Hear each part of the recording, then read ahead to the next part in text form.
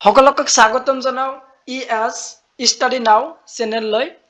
তো তোমালোকক আজি দেখুৱাম যে গুৱাহাটী ইউনিভাৰ্চিটিৰ ফাৰ্ষ্ট ছেমিষ্টাৰৰ যিটো এৰিয়াৰ এক্সাম আছে, তো এৰিয়াৰ এক্সামিনেশ্যনৰ 2025ৰ প্ৰগ্ৰাম বা ৰুটিনটো তোমালোকৰ ৰিলিজ কৰিছে। তো তোমালোকৰ যিটো এৰিয়াৰ এক্সাম, তো কিমান তাৰিখত কোনখন বিষয়ৰ এক্সাম আছে, তো এইখিনি তোমালোকক দেখুৱাম আৰু তোমালোকৰ কিমান তাৰিখলৈ এক্সাম চলিব সেইটো তোমালোকক আলোচনা কৰিম। তো আহা ভিডিঅ'টো স্কিপ নকৰি তোমালোকে ভিডিঅ'টো শেষলৈ চাই থকা। তো তোমালোকৰ ইয়াতে আছে গুৱাহাটী ইউনিভাৰ্চিটি। তো গুৱাহাটী ইউনিভাৰ্চিটিৰ ফালৰ পৰা দিয়া আছে FYUGP বা FYIMP অন ছেমিষ্টাৰ এৰিয়াৰ এক্সামিনেশ্যন 2025 ফৰ বেচ 2023 এণ্ড 2024। তো তোমালোকৰ এইটো হ'ল যে 2023 বেচৰ ষ্টুডেণ্ট আৰু তোমালোকৰ যে 2024 বৰ্ষৰ ষ্টুডেণ্ট। তো 2023 বৰ্ষৰ যিসকলৰ পঢ়ি আছে তেওঁলোকৰ যিটো ফিফ্থ ছেমিষ্টাৰ পঢ়ি আছে আৰু 2024 বেচৰ যিসকল ছাত্ৰ ছাত্ৰী আছে তেওঁলোকৰ থাৰ্ড ছেমিষ্টাৰ পঢ়ি আছে। তো তেওঁলোকৰ যিটো ফাৰ্ষ্ট ছেমিষ্টাৰৰ বেক লাগিছে যিকোনো বিষয়, তো সেইখন বিষয়ৰ তোমালোকৰ যিটো এক্সামটো পাতিছে বা এৰিয়াৰ হিচাপে যিটো হ'ব তোমালোকৰ এক্সাম, তো সেইখিনি তোমালোকে চোৱা কোনটো তাৰিখত কোনটো এক্সাম আছে। এইটো প্ৰগ্ৰাম, তো ডে টাইমবিলাক দিয়া আছে মৰ্ণিং আৰু আফটাৰনুন। তো তোমালোকৰ ডেটটো কি হ'ল যে প্ৰথম যেটো দিয়া আছে তো 20 জানুৱাৰী 2026 টুইজডে। তো টুইজডেৰ পৰা তোমালোকৰ এক্সামটো আৰম্ভ হ'ব। 20 জানুৱাৰীৰ পৰা তোমালোকৰ এৰিয়াৰ যেটো এক্সাম আছে ফাৰ্ষ্ট টাইম সেইটো এক্সাম ষ্টাৰ্ট হ'ব। কিমান তাৰিখলৈ চলিব, তো তোমালোকৰ এক্সামটো চলিব কিমান তাৰিখ যে তোমালোকৰ দিয়া আছে 11 ফেব্ৰুৱাৰী 2026। তো 11 ফেব্ৰুৱাৰী 2026 বৰ্ষলৈ তোমালোকৰ এৰিয়াৰ যেটো এক্সাম আছিল সেইটো চলিব। তো আশা তোমালোকৰ কোন তাৰিখত কোনটা আছে সেইটো তোমালোকে চোৱা। তো 20 তাৰিখত যেটো আছে 20 জানুৱাৰীত, তো 20 তাৰিখত এক্সাম আছে যে মৰ্ণিঙত আছে, মৰ্ণিং এক্সাম আছে যে ফিজিক্স সায়েন্স ফিজিক্যাল সায়েন্স সাবজেক্টৰ এক্সাম হ'ব আৰু এডুকেশ্যন। তো যিসকলে এডুকেশ্যন সাবজেক্টৰ লৈছে বা কোনোবা সাবজেক্টৰ কোনোবা ষ্টুডেণ্ট যদি এডুকেশ্যন সাবজেক্টৰ বেক লাগিছে ফাৰ্ষ্ট ছেমিষ্টাৰ, সেই বেক এক্সামটো কিমান তাৰিখত দিব লাগিব 20 জানুৱাৰী 2026 বৰ্ষৰ ৰাতিপুৱা 9টাৰ পৰা 11:30 বজালৈ ভিতৰত দিব লাগিব। তো আফটাৰনুনত কোনো এক্সাম নাই 20 জানুৱাৰীত। তাৰপিছত এতিয়া আছে 21 জানুৱাৰী যে computer fundamentals and programming fundamentals of computer and programming business organisation and management, এই তিনিখন বিষয়ৰ এক্সাম আছে 21 জানুৱাৰীত আছে মৰ্ণিঙত। আৰু আফটাৰনুনত আছে যে আবেলিত হ'ব যে 21 জানুৱাৰীত আবেলিত হ'ব যে পলিটিকেল চায়েন্স আৰু জুলজি। তো পলিটিকেল চায়েন্স যিটো আছে এৰিয়াৰ যিসকলৰ এৰিয়াৰ আহিছে, তো এইটো পলিটিকেল চায়েন্সটো এক্সাম 21 জানুৱাৰীত এক্সাম দিব লাগিব, আবেলিত দিব লাগিব আফটাৰনুনত, আৰু জুলজি। তো এই দুটা আছে। তাৰপিছত আছে 22 জানুৱাৰীত মৰ্ণিঙত এক্সাম নাই, আবেলিত আছে এইখন পেপাৰো তোমালোকে চাবা। পেপাৰখিনি ফিজিক্সটো দিয়া আছে BSCৰ ছাত্ৰ ছাত্ৰীসকলৰ ফিজিক্স ছাবজেক্টটো 22 জানুৱাৰীত হ'ব।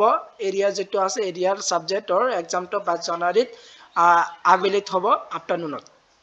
তাৰপিছত 27 জানুৱাৰীত আছে ষ্টেটিষ্টিক্স এৰাবিক ইনভাইৰমেণ্টেল চায়েন্স, এই তিনিখনৰ হ'ব মৰ্ণিঙত। আৰু আফটাৰনুনত আছে যে তোমালোকৰ যিটো common paper ability enhancement course, তো এবিলিটি এনহেঞ্চমেণ্ট কোৰ্চ যিটো আছে, তো এই ছাবজেক্টৰ কোনোবাৰ যদি বেক লাগিছে সেইখন বিষয়ৰ তোমালোকৰ এবিলিটি এনহেঞ্চমেণ্ট কোনো বিষয়ৰ যিটো ছাবজেক্ট আছে সেইটো তোমালোকৰ 27 জানুৱাৰীত 2026 বৰ্ষৰ কি আবেলিত বা আফটাৰনুনত এক্সাম দিব লাগিব। কিমান টাইমৰ পৰা 1:30 পৰা 4 বজালৈ এক্সামটো দিব লাগিব আবেলিৰ যিবিলাক এক্সাম আছে।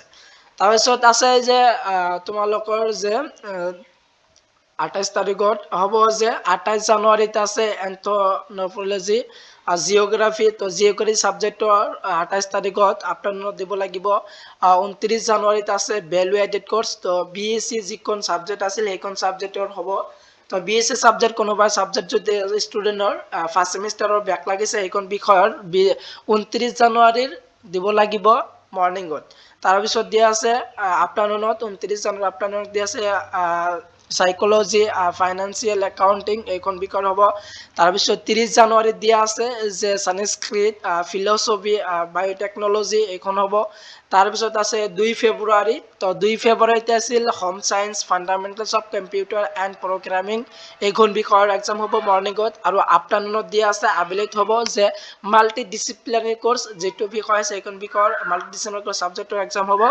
তাৰপিছত 3 তাৰিখত দিয়া আছে এছামিজ বেংগলী কেমিষ্ট্ৰি তো এইখন আছিল কেমিষ্ট্ৰিকেল সায়েন্স 1 আৰু আবেলিত দিয়া আছে আপোনাৰ নট ইকনমিক্স তাৰপিছত 4 ফেব্ৰুৱাৰীত দিয়া আছে বটানী লেংগুইষ্টিক্স হিষ্টৰী তাৰপিছত আহা যে 5 ফেব্ৰুৱাৰীত দিয়া আছে এইখন বিষয়ৰ মেথামেটিক্স আফটাৰনুনত হ'ব mathematical science north east India studies এইখন বিষয় হ'ব তাৰপিছত 6 তাৰিখত হিন্দী দিয়া আছে মৰ্নিঙত 6 ফেব্ৰুৱাৰীত আবেলিত দিয়া আছে বড়ো তো এইখিনি আছিল নেপালী মণিপুৰী যিবিলাক সাবজেক্ট চাবা তাৰপিছত দিয়া আছে 7 ফেব্ৰুৱাৰীত তো 7 ফেব্ৰুৱাৰীত হ'ব মৰ্নিঙত ইংলিছ আৰু আবেলিত এইখন বিষয়ৰ এক্সাম হ'ব এৰিয়াৰৰ এইটো হয় আৰু 9 ফেব্ৰুৱাৰীত দিয়া আছে এইখনৰ তো 9 ফেব্ৰুৱাৰীখিনি চাবা তাৰপিছত 10 ফেব্ৰুৱাৰীত দিয়া আছে 10 ফেব্ৰুৱাৰীৰ ছাবজেক্টবিলাক ইয়াত দিয়া আছে আৰু 11 ফেব্ৰুৱাৰী তো 11 ফেব্ৰুৱাৰীলৈ তোমালোকৰ যিটো এৰিয়াৰ এক্সাম আছে ফাৰ্ষ্ট ছেমিষ্টাৰ এক্সামটো চলিব তো এইটো দিব পাৰিব যে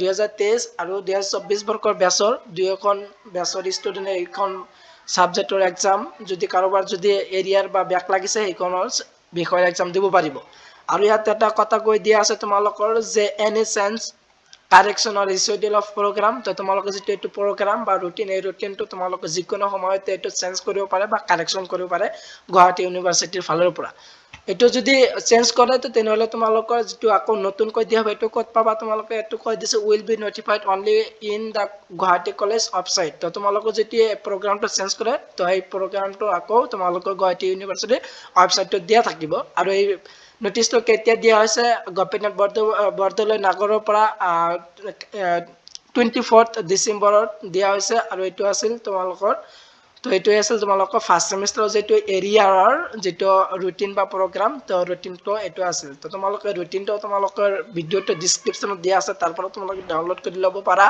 আৰু তোমালোকৰ এৰিয়াৰৰ ইম্পৰ্টেণ্ট কুৱেশ্যন আনচাৰ আৰু ফাৰ্ষ্ট ছেমিষ্টাৰ আৰু থাৰ্ড ছেমিষ্টাৰটো MDC VAC AAC এই তিনিখন বিষয়ৰ আৰু এৰিয়াৰৰ তোমালোকে এইখন চেনেলৰ যোগেদি তোমালোকে ইম্পৰ্টেণ্ট কুৱেশ্যন আনচাৰ আলোচনা কৰা হ'ব নেক্সট ভিডিঅ'ৰ পৰা তো তোমালোকে এনেধৰণৰ গুৰুত্বপূৰ্ণ ভিডিঅ' পোৱাৰ কাৰণে মোৰ চেনেলটো ছাবস্ক্ৰাইব কৰি থবা আৰু তোমালোকৰ বন্ধু বান্ধৱীৰ লগত বেছি শ্বেয়াৰ কৰি দিবা তো আজিৰ ভিডিঅ'টো ইমানেই আছিল